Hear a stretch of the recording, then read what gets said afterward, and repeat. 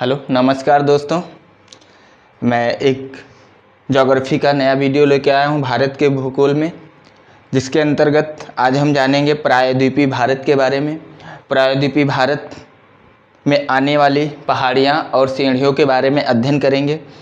इससे पहले आप लोगों ने उत्तरी पर्वतमाला यानी कि उत्तरी पर्वतमाला के बारे में विस्तार से आप लोगों ने पढ़ा था। यानी कि पिछला वीडियो जो था उसमें मैंने आप लोगों को बताया था कि यहाँ भारत के उत्तर की तरफ यहाँ पे एक पर्वत श्रेणी, विशाल पर्वत श्रेणी पाई जाती है जिसे हिमालय कहते हैं। तो हिमालय के बारे में आपने विस्तार पूर्वक वीडियो में चर्चा की गई थी। आज के वीडियो में हम दक्षिण भारत यानी कि प्रायद्वीपीय भारत के बारे में चर्चा करेंगे।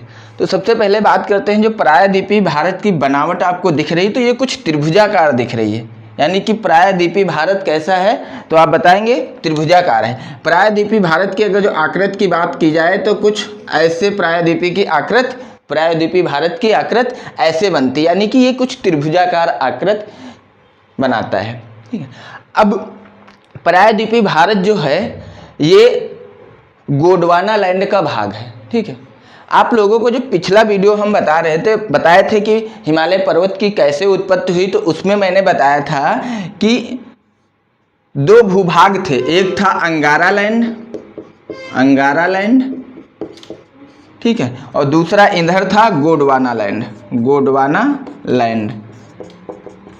ठीक, ये गोंडवाना लैंड आपको बताए थे कि कोबर के अनुसार क्या कर रहा है, इस तरफ को मूव कर रहा है, अंगारा लैंड इस तरफ को मूव कर रहा है। बीच में क्या था, टेथिस सागर था।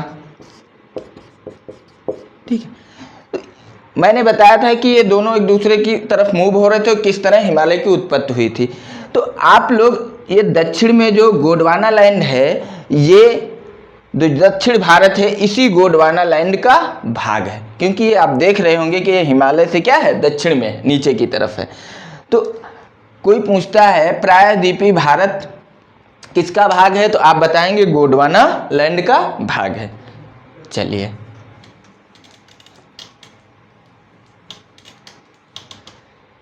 जो ये प्रायद्वीपीय भारत है त्रिभुजाकार है। दूसरा, प्रायद्वीपीय भारत जो है एक पठारी क्षेत्र है, यानी कि इसको प्रायद्वीपीय पठार भी बोलते हैं। पठार का मतलब होता है कि ऐसी आकृति जो नॉर्मल भूमि से क्या होती है, कुछ इस तरह ऊपर उठी हुई है और फिर क्या है, बराबर है, यानी कि नीचे से ऊपर की तरफ उठी है और फिर टेबल की तरह ऊपर समान है। यानी कि ये जो यहाँ पे भूमि है उससे दोनों तरफ क्या है, थोड़ी भूमि उठी हुई है, फिर ऊपर क्या हुई, समान हो गई है। तो ऐसी आकृति को क्या बोलते हैं, ऐसी आकृति को पठार बोलते हैं। तो इसका कुछ आकार या आकृति ऐसी है, इसलिए प्रायद्वीपीय पठार बोला जाता है।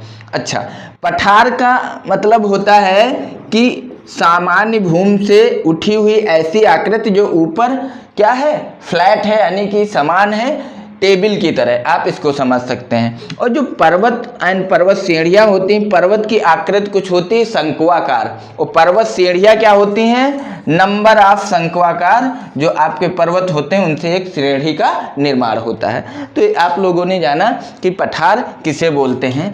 तो आज के टॉपिक में हम प्रायद्वीपीय पठार या प्रायद्वीपीय भारत की जो पहाड़ियाँ, जो श्रेणियाँ हैं उनके बारे में एक एक करके विस्तार पूर्वक चर्चा करेंगे। तो चलिए, सबसे पहले मैंने यहाँ पे बनाया हुआ है आरावली श्रेणी। ठीक है, तो आरावली श्रेणी के बारे में देखते हैं कुछ पॉइंट जो हमारे एग्जाम में आ सकते हैं। आरावली श्रेणी, सबसे पहले आरावली श्रेणी जो है ये एक अवशिष्ट पर्वत है, यानी कि अवशिष्ट पर्वत श्रेणी है। अवशिष्ट पर्वत श्रेणी का मतलब ये है कि बहुत पुरानी पर्वत श्रेणी है जो क्या हुई, धीरे धीरे उसको क्या कहते हैं, जिसका निश्चालन हो गया, यानी कि जो धीरे धीरे क्या हो गई, उसकी ऊंचाई कम होती जा रही है। ऐसा क्यों, काफ़ी पुरानी है तो धीरे धीरे कट पिट के ये क्या हो गई है, बहुत, आज इसकी ऊंचाई काफ़ी कम हो गई है, तो इसीलिए बोलते हैं अवशिष्ट श्रेणी है। ठीक है, तो आपने जाना आरावली के बारे में पहला पॉइंट कि आरावली श्रेणी कैसे है, अवशिष्ट पर्वत श्रेणी है। ठीक है, पर्वत श्रेणी है। ठीक है, दूसरा, आरावली जो श्रेणी है इसका विस्तार गुजरात के, नंबर 2 पे इसका विस्तार कहाँ से, गुजरात के गुजरात के पालनपुर से, गुजरात का पालनपुर, ये गुजरात का एरिया है। आप लोग अगर जो अपने पास भारत का नक्शा रखे होंगे, फिजिकल मैप, तो आप देख रहे होंगे इस साइड गुजरात पड़ता है, यहाँ राजस्थान पड़ता है, फिर इधर दिल्ली है, यहाँ पे आपका पंजाब है, इधर उत्तर प्रदेश है, बीच में मध्य प्रदेश। आप लोगों के पास भारत का नक्शा नहीं है तो भारत का नक्शा आप अपने पास रखिए तो समझ में अच्छे से आएगा। हाँ, तो गुजरात के पालनपुर, यानी कि यहाँ पालनपुर से स्टार्ट होके और अजमेर होते हुए, अजमेर राजस्थान का अजमेर शहर पड़ता है, वहाँ से होते हुए ये दिल्ली की तरफ ये आरावली सीढ़ी निकल जाती हैं। ठीक है, तीसरा पॉइंट इस आरावली सीढ़ी के बारे में, गुजरात से जब हम दिल्ली की तरफ बढ़ते हैं आरावली सीढ़ी में, तो क्या होती है, इसकी ऊंचाई दिल्ली की तरफ कम होती जाती है, दिल्ली में बिल्कुल समतल हो जाती है। इसीलिए दिल्ली में जो उसको क्या कहते हैं, आप देखते हैं समतल भूमि देखते हैं, लेकिन आप राजस्थान जाएंगे, गुजरात की तरफ जाएंगे तो देखते हैं आरावली सीढ़ी की ऊंची ऊंची पर्वत चोटियां हमें दिखाई पड़ती हैं। ठीक है, तो तीसरा पॉइंट आपने जाना जो आरावली सीढ़ी है, आरावली सीढ़ी, ठीक है, ये दक्षिण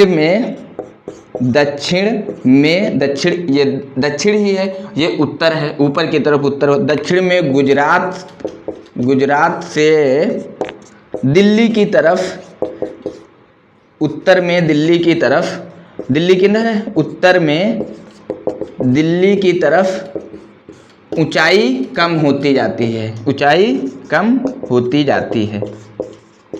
कहने का मतलब ये है कि गुजरात में दक्षिण से, गुजरात दक्षिण में पड़ता है दिल्ली की अपेक्षा, तो दक्षिण में गुजरात से जब हम बढ़ते हैं दिल्ली की तरफ, जो कि उत्तर में है दिल्ली, तो ये आरावली सीढ़ी की ऊंचाई क्या होती है, धीरे धीरे कम होती जाती है और दिल्ली में बिल्कुल समतल हो गई है, तो वहाँ पे आरावली सीढ़ी दिल्ली तक जाते जाते क्या हो जाती है, ख़त्म हो जाती है। ठीक है, तो ये आपने पॉइंट जाना। ठीक है, चौथा पॉइंट जानते हैं आरावली सीढ़ी के बारे में, पॉइंट नंबर 4, ये आप लोगों को क्लियर। चौथा पॉइंट जानते हैं, जो ये आरावली की दिल्ली तक ये दूरी पड़ती है, ये नियर अबाउट कितनी है, ये 800, कितनी है, 800 किलोमीटर में ये क्या है, ये सीढ़ी फैली हुई है। एक पॉइंट और जानते हैं।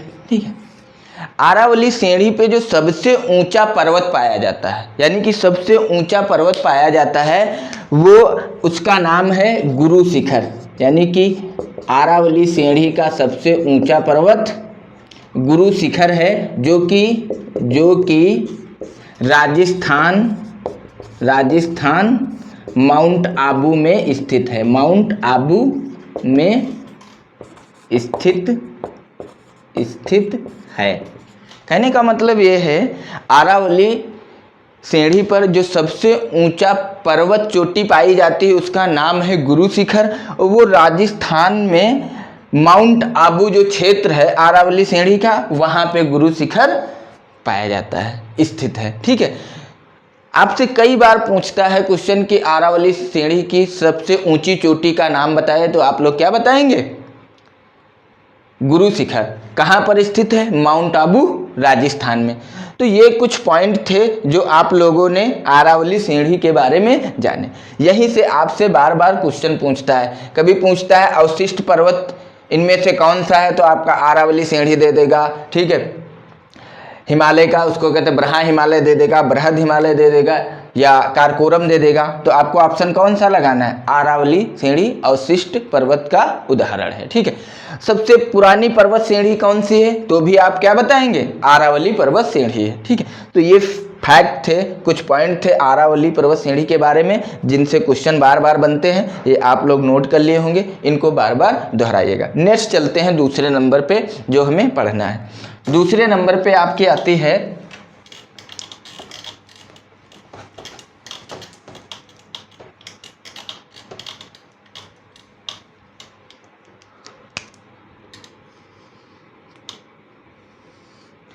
दूसरे नंबर पे है विंध्यन सीढ़ी। क्या आप लोगों ने देखा आरावली सीढ़ी के बारे में, नेक्स्ट देखते हैं विंध्यन सीढ़ी। तो विंध्यन सीढ़ी जो आपकी है, इसका विस्तार आपका गुजरात से और बिहार तक के फैला हुआ है। विंध्य श्रेणी का विस्तार कहाँ से है? गुजरात से बिहार तक के फैला हुआ है। चलिए नंबर 1 पॉइंट लिखिए, जो विंध्य श्रेणी का विस्तार है ये गुजरात से स्टार्ट होकर कहाँ तक फैली हुई है? बिहार तक। ठीक है, गुजरात से बिहार तक फैली हुई है, बिहार तक फैली हुई है। विंध्य श्रेणी जो है, विंध्य श्रेणी के भ्रंशन के कारण विंध्य श्रेणी के दक्षिण में भ्रंश घाटी में नर्मदा नदी बहती है। यानी कि जो ये विंध्य श्रेणी है, आप लोग यहाँ नक्शे में देख रहे होंगे, भारत का नक्शा है। ठीक है, इस नक्शे में देख रहे होंगे, यहाँ पे गुजरात से स्टार्ट होकर बिहार तक यहाँ तक फैली हुई। इसके दक्षिण में इसकी भ्रंश घाटी में कौन सी नदी बहती है? नर्मदा नदी बहती है। यह श्रेणी जो है, जो विंध्य श्रेणी है, दूसरा पॉइंट लिखे, दूसरा पॉइंट आप लोगों ने नोट किया कि विंध्य श्रेणी के दक्षिण में, विंध्य श्रेणी के दक्षिण में नर्मदा नदी भ्रंश घाटी में बहती है, भ्रंश घाटी में बहती है। ठीक है, तीसरा पॉइंट आप लोग लिखेंगे कि विंध्य श्रेणी जो है, विंध्य श्रेणी उत्तर भारत को दक्षिण भारत या प्रायद्वीपीय भारत से अलग करती है, देखिए समझने की कोशिश करते हैं। ये जो हमारी विंध्य श्रेणी है, इसके दक्षिण में दक्षिण भारत पाया जाता है, यानी कि दक्षिण भारत पठार पाया जाता है। ठीक है, जो आप प्रायद्वीपीय भारत जिसे कहते हो। इसके उत्तर में गंगा, यमुना और इन नदियों का क्या है? मैदानी भाग पाया जाता है। फिर हिमालय आपका पाया जाता है, हिमालय की श्रेणियाँ पाई जाती। तो इसीलिए यहाँ पे लिखा है, ये दक्षिण विंध्य श्रेणी है, ये क्या है? दक्षिण भारत को उत्तर भारत से अलग करती है। इट मीन्स प्रायद्वीपीय भारत को उत्तर भारत से अलग करती है। तो वही यहाँ आपने लिखा है कि विंध्य श्रेणी दक्षिण में विंध्य श्रेणी जो है आपकी दक्षिण भारत को प्रायद्वीपीय भारत से या अलग करती है। ठीक है, चलिए एक पॉइंट आपने लिखा है, इसका विस्तार जो है, तो यहाँ गुजरात से लेके इसका विस्तार बिहार तक है। विंध्य श्रेणी के दक्षिण में नर्मदा नदी भ्रंश घाटी में बहती है। अब इसका क्या मतलब है? जो विंध्य श्रेणी इसके दक्षिण में नर्मदा नदी बहती है, जो कि एक भ्रंश घाटी में बहती है। जैसे आप लोगों ने देखा है, जो प्रायद्वीपीय भारत है, इसकी ढाल पूरब की तरफ है और उत्तर की तरफ है। ठीक है, तो ये जो है इट मीन्स इस तरफ ये प्रायद्वीपीय भारत क्या है? उठा हुआ है, इस तरफ इसकी ढाल है। तो नदियाँ पूरब की तरफ बहती हैं, जो बंगाल की खाड़ी में गिरती हैं। जैसे एग्जाम्पल के लिए गोदावरी, कृष्णा, कावेरी, ये नदियाँ क्या हैं? पश्चिम से निकलकर पूरब की तरफ बंगाल की खाड़ी में गिरती हैं। इसी तरह इसकी ढाल जो उत्तर की तरफ है, वहाँ पे कुछ नदियाँ हैं, चंबल, बेतवा, सोन, जो क्या हैं? उत्तर की तरफ बहती हुई गंगा, यमुना में मिल जाती हैं। तो इससे पता चलता है जो प्रायद्वीपीय भारत की ढाल है वो पूरब की तरफ और उत्तर की तरफ है। इसके बावजूद आप देख रहे हैं नर्मदा नदी क्या हो रही है, यहाँ पे विंध्य के दक्षिण में नर्मदा नदी पाई जा रही है, ये उल्टा बह रही है और ये अरब सागर में गिर रही है। तो ऐसा इसीलिए पॉसिबल है क्योंकि एक भ्रंश घाटी में बहती है। भ्रंश घाटी का मतलब होता है कि एक पर्वत श्रेणी है जिसके बीच में क्या है? एक घाटी बन गई है, यानी कि बहुत गहरी कगार बन गई है, उसमें ये नदी उल्टा बह रही है, यानी कि ढाल के विपरीत बहती अरब सागर में गिर जाती है। तो ये कुछ पॉइंट थे जो आपने विंध्य श्रेणी के बारे में जाना। यहाँ से आपसे क्वेश्चन बनता है। चलिए नेक्स्ट पढ़ते हैं। नेक्स्ट श्रेणी जो है सतपुड़ा श्रेणी है। सतपुड़ा श्रेणी, ये आपने यहाँ पे सतपुड़ा श्रेणी मैंने बनाया हुआ है पिक्चर में, यहाँ पे आप देखेंगे नक्शे में दिखाई दे रहा है सतपुड़ा श्रेणी नंबर 3, सतपुड़ा श्रेणी। इसके बारे में कुछ पॉइंट जानते हैं। सबसे पहले जो सतपुड़ा सीढ़ी है इसका भी विस्तार आपका यहाँ गुजरात और महाराष्ट्र से लेकर इधर क्या होता है, यहाँ तक आपका छत्तीसगढ़ और इधर बिहार तक पाया जाता है। सतपुड़ा सीढ़ी में आप सबसे पहला पॉइंट लिखेंगे, इसका विस्तार जो है, ठीक है, वो गुजरात के सतपुड़ा सीढ़ी का जो विस्तार है ये गुजरात के राजपीपला जगह है, राजपीपला से, ठीक है, होते हुए एमपी यानी कि मध्य प्रदेश, ठीक है, छत्तीसगढ़ होते हुए इधर आपका क्या है, बिहार तक पाया जाता है। किसका विस्तार? सतपुड़ा सीढ़ी का, ठीक है। दूसरा पॉइंट इसके बारे में लिखते हैं, यह नर्मदा एवं ताप्ती नदी के भ्रंश घाटियों के मध्य स्थित है। अब देखना, जैसे यहाँ पे नर्मदा नदी बहती है वैसे यहाँ पे एक नदी बहती है जिसका नाम है ताप्ती नदी। कौन सी नदी? यहाँ पे एक नदी बहती है जिसका नाम है ताप्ती नदी। तो ये जो सतपुड़ा सीढ़ी है देख रहे होंगे, इधर नर्मदा नदी, इधर ताप्ती नदी, तो दोनों नदियों के बीच में ये सीढ़ी पाई जाती है। इसीलिए ये एक ब्लॉक पर्वत का उदाहरण है, ब्लॉक पर्वत, ठीक है। सतपुड़ा सीढ़ी क्या है? ब्लॉक पर्वत का उदाहरण है। अगर जो आपसे पूछ लेता है ब्लॉक पर्वत कौन सा है तो आप बताएंगे सतपुड़ा सीढ़ी एक ब्लॉक पर्वत का उदाहरण है। ब्लॉक पर्वत का मतलब ये होता है जैसे कोई क्षेत्र है, ठीक है, अगर जो इसका ये पार्ट क्या हो जाए, नीचे की तरफ धंस जाए, ठीक, और इसका ये पार्ट क्या हो जाए, नीचे की तरफ बैठ जाए, ठीक है, तो ये आपको बीच में उठा हुआ भाग दिखाई देगा, यही उठा हुआ भाग क्या हो जाएगा, ब्लॉक पर्वत हो जाएगा, ठीक। ऐसे ही कुछ यहाँ पे सतपुड़ा सीढ़ी के साथ हो रहा है, क्योंकि इधर आप देख रहे हैं ताप्ती नदी भ्रंश घाटी में बह रही है। अभी भ्रंश घाटी मैंने बताया जो बिल्कुल पहाड़ियों पे निचला हिस्सा होता है, घाटी बन जाती है, उसे हम भ्रंश घाटी बोलते हैं, तो उसमें नदी बह रही। तो ये वाला हिस्सा नीचे की तरफ काफ़ी ज़्यादा बैठा हुआ है, ये वाला हिस्सा नर्मदा की नदी की भ्रंश घाटी है और बीच में उठा सा लगता है, तो ये आपका इसी को ब्लॉक पर्वत यानी कि सतपुड़ा सीढ़ी बोलते हैं। तो आप ये पॉइंट नोट कर लेंगे अच्छे से कि जो सतपुड़ा सीढ़ी है एक ब्लॉक पर्वत का उदाहरण है। चलिए पॉइंट तीसरा देखते हैं इसके बारे में। सतपुड़ा सीढ़ी पे, ठीक है, पॉइंट 3, सतपुड़ा सीढ़ी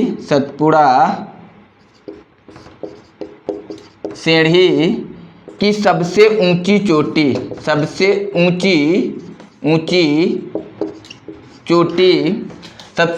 चोटी का नाम चोटी है धूपगढ़।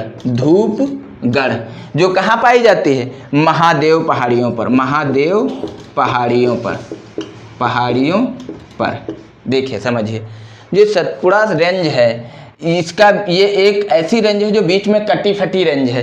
तो क्या है, जो इसकी रेंज में यहाँ तक सतपुड़ा सीढ़ी, फिर ये कटी फटी, फिर आगे है, तो इसमें इसी रेंज का एक भाग है जिसे बोलते हैं महादेव पहाड़ियाँ। तो महादेव पहाड़ियों पर एक चोटी पाई जाती है जिसका नाम है धूपगढ़।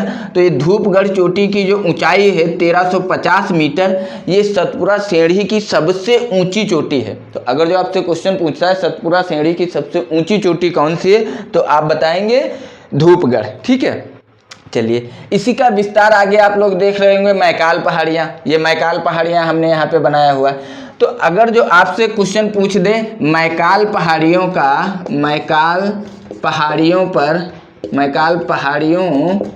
की सबसे ऊंची चोटी, तो आप बताएंगे अमरकंटक, यानी कि उसका नाम क्या है, अमरकंटक। इसकी ऊंचाई कितनी है? 1036 मीटर। क्या है ये जो अमरकंटक चोटी है, ये उसको क्या कहते हैं, एक तीर्थ स्थल है। इसलिए क्या है, ये काफ़ी फेमस है। इसलिए कभी कभी पूछ देता है आप लोगों से कि अमरकंटक चोटी किस पहाड़ियों पे पाई जाती है, तो मैकाल पहाड़ियों पे पाई जाती है, जो सतपुड़ा सीढ़ी का क्या है, विस्तार है, ठीक है। तो अगर जो आपसे पूछता है सतपुड़ा सीढ़ी की सबसे ऊंची चोटी, तो आप लोग बताएंगे धूपगढ़। और ये किस सतपुड़ा की किन पहाड़ियों पे पाया जाता है, तो महादेव पहाड़ियों पर। इसकी ऊंचाई कितनी है? 1350 मीटर। अगर जो आपसे पूछता है मैकाल पहाड़ियों की सबसे ऊंची चोटी, तो आप बताएंगे अमरकंटक, ठीक है, जिसकी ऊंचाई 1036 मीटर है। अच्छा, अभी इससे पहले आप लोगों ने आरावली श्रेणी के बारे में पढ़ा था, जहाँ पे जो सबसे ऊंची चोटी आरावली श्रेणी की मैंने बताई थी गुरु शिखर, उसकी ऊंचाई नहीं मैंने लिखाई थी, तो उसकी ऊंचाई जो है 1750 मीटर लगभग। ठीक है, आप लोग नोट कर लेंगे। ठीक है, चलिए अब इसके बाद सतपुड़ा के बाद कुछ और पहाड़ियाँ हैं, उनके बारे में देखते हैं।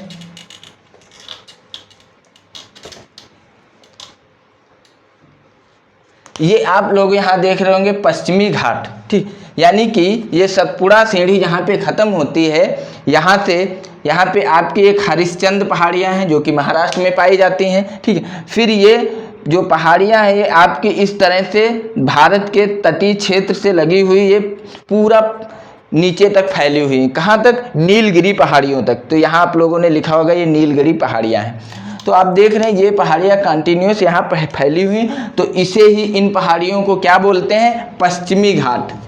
पश्चिमी घाट क्या बोलते हैं? पश्चिमी घाट। तो जानते हैं पश्चिमी घाट में अलग अलग पहाड़ियों के अलग अलग नाम दिए गए हैं, जैसे हरिश्चंद्र पहाड़ियाँ। ठीक है, और इधर आएंगे तो ये पश्चिमी घाट जहाँ पे ख़त्म हो रहा है, यहाँ पे नीलगिरी पहाड़ियाँ पाई जाती हैं। तो पश्चिमी घाट के बारे में जानते हैं। बेसिकली क्या है, ये जो तटीय क्षेत्र है, इससे जब तट से थोड़ा हम अंदर की तरफ जाते हैं प्रायद्वीपीय भारत में, तो जो उठा हुआ प्रायद्वीपीय का कगार है वो क्या है? पूरा पश्चिमी घाट का वही क्या है? पूरा विस्तार यहाँ पे दिखाई देता है। अब यहाँ पे आप लोग देख रहे होंगे कि जो पश्चिमी घाट है वो यहाँ गुजरात के ताप्ती नदी के नीचे, सतपुड़ा पहाड़ी के नीचे यहाँ से स्टार्ट होता है, हरिश्चंद्र पहाड़ियों से लेकर, और यहाँ नीलगिरी पहाड़ियों तक कंटिन्यूस फैला हुआ है। तो सबसे पहला पॉइंट लिखेंगे यहाँ पे सतपुड़ा पश्चिमी घाट के बारे में, कि जो पश्चिमी घाट को एक दूसरे नाम से बोला जाता है, इनको बोला जाता है सह्याद्री पहाड़ियाँ। सह्याद्री, ठीक है, पहाड़ियाँ। सह्याद्री के नाम से किसको बोला जाता है? पश्चिमी घाट को सह्याद्री नाम से बोला जाता है। क्वेश्चन पूछ देता है। ऊपर से हमने यहाँ पे बनाया हुआ है ऐसे करके ये सिंबल, इसका मतलब है थाल घाट। ठीक है, थाल घाट, इसके बारे में जानते हैं थोड़ा। थाल घाट क्या है? देखो ये पहाड़ियाँ आप लोग देख रहे हैं कंटिन्यूअस हैं, तो ये यहाँ पे बीच में गैप पाया जाता है, तो जो गैप पाया जाता है उसको हम लोग दर्रा बोलते हैं। दर्रा मतलब कि निकलने का रास्ता। आप लोग देख रहे होंगे कि इधर से कोई व्यक्ति जाना चाहे तो ये पहाड़ियाँ हैं कंटिन्यूअस, पश्चिमी घाट है, तो इस पर चढ़ के जाना जंगल असंभव। तो क्या होता है, बीच में जो गैप पाया जाता है उन गैप से क्या होते हैं? रोड बनते हैं, रेलवे लाइन बनती है, तो उससे हम इस पश्चिमी घाट को क्रॉस करके हम इस भारत में इधर आ सकते हैं। तो ये जो बीच में गैप पाया गया है इसको बोला जाता है थाल घाट। ये किसको जोड़ता है? ये मुंबई को नासिक से जोड़ता है। किसको जोड़ता है थाल घाट? ये मुंबई शहर आप लोगों ने सुना होगा, महाराष्ट्र में है। मुंबई को नासिक से जोड़ता है। नासिक शहर भी सुना होगा, नासिक से जोड़ता है। कहने का मतलब ये है कि यहाँ पे अगर जो मुंबई शहर है तो आपका ये रास्ता ऐसे निकल के गया है यहाँ नासिक को। ठीक है, तो थाल घाट से होके आपका रोड, रेलवे लाइन इस दर्रे से होके आपकी कहाँ? नासिक, या इधर रेस्ट भारत में, प्रायद्वीपीय भारत में यहाँ से क्या है? हम जा सकते हैं। तो थाल घाट के बारे में जाना, ये किसको जोड़ता है? मुंबई को नासिक से जोड़ता है। ठीक है, दूसरा दर्रा यहाँ पे फिर एक पाया जाता है, यहाँ से ये जोड़ता है, इसको बोलते हैं भोर घाट। दूसरा जो दर्रा है इसको क्या बोलते हैं? भोर घाट। वो थाल घाट था, ये भोर घाट। ये जोड़ता है आपका मुंबई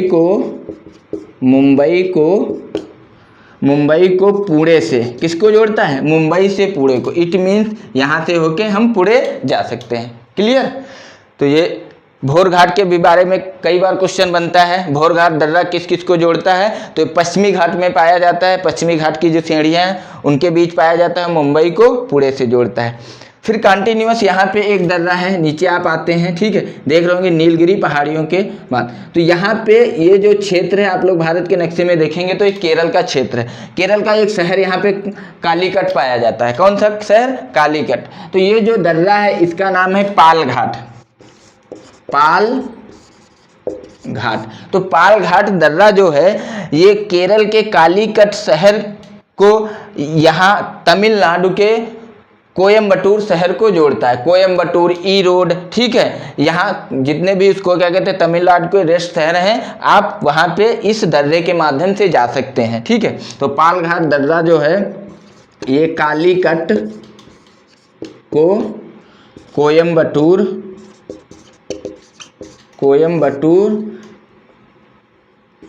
और ईरोड शहर है, इसको जोड़ता है, जो कि तमिलनाडु में।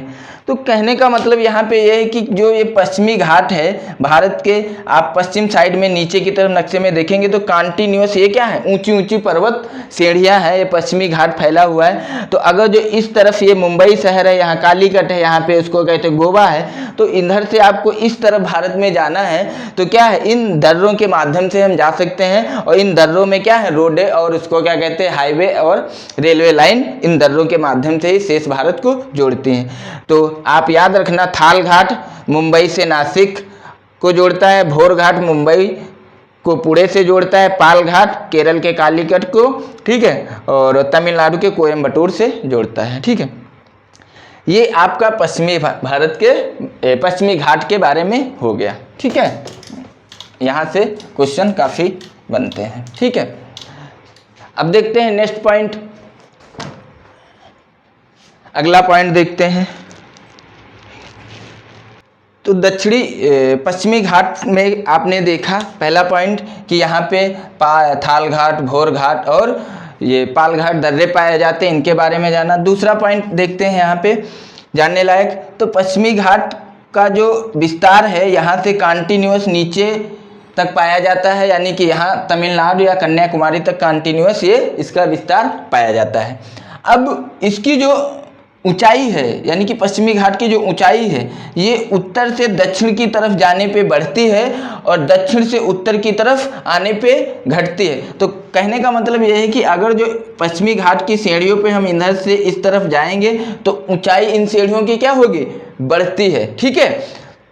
तो दूसरा पॉइंट लिखेंगे कि पश्चिमी घाट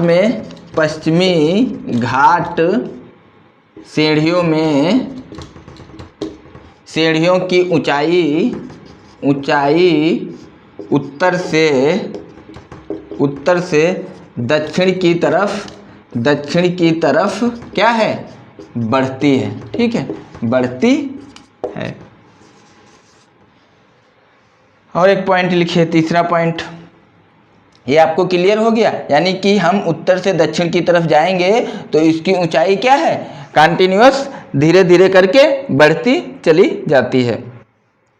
अच्छा, यहाँ पे ये जो पश्चिमी घाट है यहाँ पे आके क्या हो गया, यहाँ पे आके देख रहे हैं एक इधर सीढ़ी आई है, एक ये इधर सीढ़ी है, फिर ये इधर पूर्वी घाट है। तो यहाँ पे एक गांठ जैसा निर्माण होता है। कहने का मतलब ये ऐसे आई है सीढ़ी, एक ऐसे सीढ़ी आई, एक ऐसे सीढ़ी आई है, ठीक है, ये नीचे से, तो एक गांठ बन रही, यानी कि तो ये जो यहाँ पे सीढ़ी है इसको बोलते हैं नीलगिरी सीढ़ी।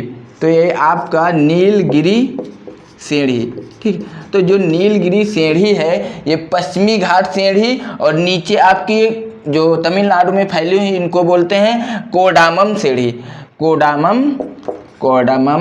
कोडमम श्रेणी, या इन्हीं को बोलते हैं इलायची पहाड़ियाँ। इलायची पहाड़ियाँ इसलिए बोलते हैं क्योंकि यहाँ इलायची बहुत उगाई जाती है, इलायची पहाड़ियाँ, ठीक है, पहाड़ियाँ, ठीक है। तो कहने का मतलब नीचे से इलायची पहाड़ियाँ आ रही, इधर से पश्चिमी सीढ़ी आ रही, और ये आपकी नीलगिरी है। तो ये एक मिलन बिंदु है तीनों सीढ़ियों का, तो यहाँ पे एक गांठ का निर्माण होता है, तो उस गांठ को नीलगिरी सीढ़ी कहते हैं। और ये नीलगिरी जो सीढ़ियाँ पहाड़ियाँ हैं इस पे एक घूमने लायक जगह है जिसको बोलते हैं ऊटी। क्या बोलते हैं, ऊटी। यहाँ पे क्या है, हजारों साल बहुत सारे पर्यटक जाते हैं और यहाँ घूम के आते हैं, यहाँ का बहुत सुहावना मौसम होता है, लोग ऐसा बताते हैं। तो ये जो ऊटी की नीलगिरी पहाड़ियों की सबसे ऊंची चोटी है, यहाँ से क्वेश्चन पूछता है तो लिख लेंगे नीलगिरी पहाड़ियों की जो ये गांठ यहाँ निर्माण हो रहा है, यहाँ पे जो सबसे ऊंची पर्वत चोटी है उसका नाम है दोदा बेटा। क्या नाम है? दोदा बेटा। ठीक है, दोदा बेटा, जिसकी ऊंचाई मैंने यहाँ पे लिख रखी है लगभग 2637 मीटर है। ठीक है, कितनी है? तो नीलगिरी पहाड़ियों की सबसे ऊंची चोटी जो है वो कौन सी है? दोदा बेटा। इसकी ऊंचाई कितनी है? 2637 मीटर ऊंचाई है इस चोटी की।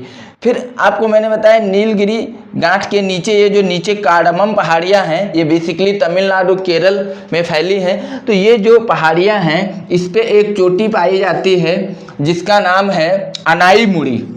अनाईमुड़ी, ये पॉइंट आप लोगों को याद रखना है, अनाईमुड़ी। ठीक है, क्योंकि ये सबसे ऊंची चोटी है दक्षिण भारत की। इसकी ऊंचाई है 2695 मीटर। ठीक है, तो अभी आप लोगों को समझ में आ रहा होगा मैंने क्या बताया था। ऊपर से नीचे की तरफ यानी कि उत्तर से दक्षिण की तरफ बढ़ते हैं तो ऊंचाई बढ़ती जा रही है। तो आप लोग देख रहे होंगे यहाँ नीलगिरी पहाड़ियों पे, जहाँ पे तीनों पहाड़ियों का मिलन होता है, वहाँ पे जो सबसे ऊंची चोटी है दोदा बेटा, उसकी कितनी ऊंचाई? 2637। जैसे और थोड़ा नीचे गए इलायची पहाड़ियाँ, कार्डमम पहाड़ियों पे, वहाँ पे एक चोटी पाई जाती है जिसका नाम है अनाईमुड़ी। वो सबसे ऊंची चोटी है दक्षिण भारत की, जिसकी ऊंचाई है 2695 मीटर। तो दक्षिण भारत की, एक क्वेश्चन बार बार पूछता है दक्षिण भारत की सबसे ऊंची चोटी, तो आप बताएंगे अनाईमुड़ी। और अगर जो पूछे नीलगिरी पहाड़ियों की सबसे ऊंची चोटी तो 2637 मीटर, दोदा बेटा। ठीक है, तो ये आपके पश्चिमी घाट के बारे में विस्तार पूर्वक यहाँ पे आप लोगों ने जाना। काफ़ी ज़्यादा क्वेश्चन यहाँ से बनते हैं दर्रों से, इन चोटियों से। ठीक है, तो आप लोग याद रखना। हाँ, ऊटी जो है ये नीलगिरी पहाड़ियों पे एक बहुत अच्छा सुहावने मौसम वाला घूमने लायक क्षेत्र है, जहाँ पे हर साल लोग पर्यटक जाते हैं यहाँ घूमने के लिए। यहाँ तीनों चोटियों का मिलन बिंदु, इसलिए बहुत अच्छे नज़ारे देखने को मिलते हैं और पहाड़ियों का मिलन देखने को मिलता है एक साथ, तो बहुत अच्छा मौसम रहता है। अब नेक्स्ट चलते हैं पूर्वी घाट के बारे में देखते हैं जल्दी से, काफ़ी ज़्यादा बड़ा वीडियो हो जा रहा है। पूर्वी घाट नंबर 5, पूर्वी घाट, यानी कि पूर्वी घाट का मतलब है कि पूर्वी तट के सहारे जो सीढ़ी का विस्तार हुआ है, जो पर्वत श्रेणी का विस्तार हुआ, उसके बारे में जानेंगे। अब यहाँ तक आप लोगों ने देखा, अब नेक्स्ट देखते हैं पूर्वी घाट। तो पूर्वी घाट का कहने का मतलब है जो इधर बंगाल की खाड़ी से लगा हुआ हमारा भारत देश का तटीय क्षेत्र है, उसके आगे यहाँ पे जो पर्वत श्रेणियाँ पाई जाती हैं, जैसे यहाँ पे मैंने बताया है पूर्वी घाट, इसको बोलते हैं नल्ला मल्ला की पहाड़ियाँ, ये उत्तरी सरकार की पहाड़ियाँ। तो ये पूरा पूर्वी घाट है। ठीक है, ये अलग अलग पहाड़ियों के नाम हैं। एक्चुअली में क्या हुआ, जो पूर्वी घाट हमारा है ये अवशिष्ट, उसको कहते हैं पर्वत श्रेणियाँ। अवशिष्ट का मतलब है काफ़ी पुरानी पर्वत श्रेणियाँ जिनका क्या है, काफ़ी ज़्यादा अपरदन हो चुका है। और नदियाँ आपको मैंने बताया कि पश्चिम से पूरब की तरफ बहती हैं, बंगाल की खाड़ी में गिरती हैं। तो इन नदियों ने क्या किया, इनका काफ़ी क्षेत्र मिट्टी बहा बहा के बंगाल की खाड़ी में डिपॉजिट कर दिया, जिससे इनकी काफ़ी ज़्यादा, उसको क्या कहते हैं, ये क्या हो चुके हैं, अवशिष्ट हो चुके हैं और ऊंचाई काफ़ी ज़्यादा कम हो चुकी है पूर्वी घाट की पहाड़ियों की। और ये कहीं कहीं पे बिल्कुल ख़त्म हो चुके हैं, यानी कि पता ही नहीं चलता कि यहाँ पे उसको क्या कहते हैं, पर्वत श्रेणियाँ उत्तरी, उसको क्या कहते, पूर्वी घाट में है। तो पूर्वी घाट पूरी तरह लगभग सपाट हो चुका है, फिर भी बीच बीच में कुछ पहाड़ियाँ हैं जिनके बारे में हम लोग जानेंगे।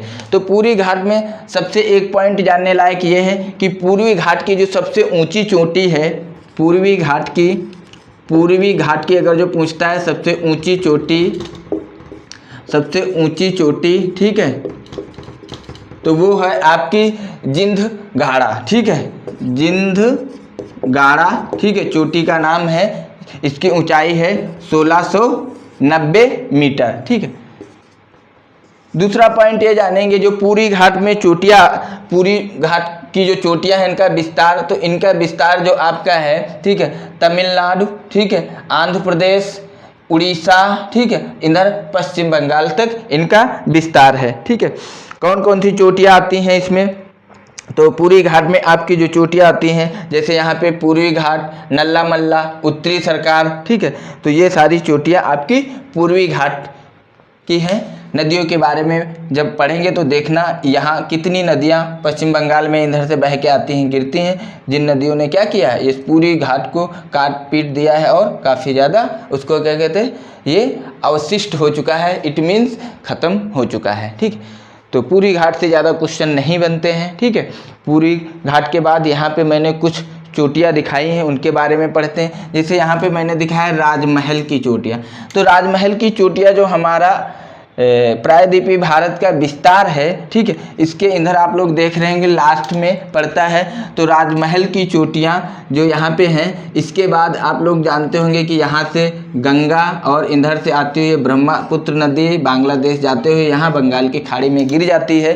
तो ये एक गैप पाया जाता है इधर। जो ये मैंने सीढ़ियाँ दिखाई हैं यानी कि पहाड़ियाँ दिखाई हैं, इनको बोलते हैं गारो, खासी, इनको बोलते हैं जयंतिया, यानी कि गारो पहाड़ियाँ, फिर खासी पहाड़ियाँ, फिर जयंती पहाड़ियाँ। ये आपके मेघालय में उसको क्या कहते हैं, पाई जाती हैं, मेघालय प्रदेश में पाई जाती हैं। ठीक है, तो इन गारो, खासी, जयंतिया जो पहाड़ियाँ हैं, ये हमारे प्रायद्वीपीय भारत के ही विस्तार का ही भाग है। लेकिन यहाँ पे जो गंगा और इधर से ब्रह्मपुत्र नदी, ये सारी नदियाँ जो आती थी बीच में, तो ये गैप एक बन गया, यानी कि ये पहाड़ी इधर निकल गई और राजमहल पहाड़ी यहाँ पे है। तो इस वजह से ये एक बीच में मालदा गैप, इसको बोलते हैं मालदा गैप। क्या बोलते हैं, मालदा गैप का निर्माण हुआ है।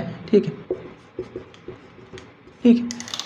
फिर इसके बाद में यहाँ पे मैंने दिखाया पटकाई बुम पहाड़ियाँ हैं। तो आप भारत के नक्शे में देखेंगे, यहाँ पे अरुणाचल प्रदेश का क्षेत्र, यहाँ पे पटकाई बुम पहाड़ियाँ पाई जाती हैं। यहाँ पे नागालैंड है हमारा प्रदेश, तो नागा पहाड़ियाँ हैं।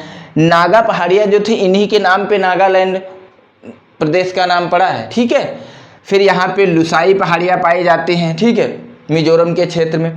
तो ये कुछ पहाड़ियाँ हैं जिनके बारे में आप लोगों ने पढ़ा है। क्या करता है, क्वेश्चन में दे देता है कि गारो, खासी और या गारो पहाड़ियाँ या जयंती पहाड़ियाँ कहाँ पाई जाती हैं, तो आप बताएंगे मेघालय में। बेसिकली ये जो इधर का ये भारत है, इसको बोला जाता है सेवन सिस्टर, यानी कि यहाँ पे 7 प्रदेश हैं जो क्या है, ये बिल्कुल भारत से इतने से रास्ते से जुड़े हुए हैं। क्योंकि ये आप लोगों को पता है बीच में बांग्लादेश है, इतने से रास्ते से हम जाते हैं। इधर 7 देश हैं, यहाँ अरुणाचल प्रदेश है, मणिपुर है, यहाँ पे मिजोरम है, त्रिपुरा है, यहाँ पे मेघालय है, यहाँ पे असम है, यहाँ पे सिक्किम है। ठीक है, तो ये बेसिकली आप लोगों ने देखा कि जो भारत के प्रायद्वीपीय भारत में पहाड़ियाँ पाई जाती हैं, उनके बारे में आप लोगों ने अध्ययन किया विस्तार से। यहाँ से क्वेश्चन बनते हैं। ठीक है, तो जहाँ से क्वेश्चन बनते हैं बेसिकली मैंने उन्हीं चीज़ों को टच किया है और कोशिश की है कि आपके क्वेश्चन अच्छे से हो पाए। अगर जो वीडियो अच्छी लग रही हो, समझ में आ रही हो, तो आप लोग इसको आगे शेयर करिएगा। ठीक है, लाइक करिएगा, कमेंट करिएगा। थैंक यू, धन्यवाद।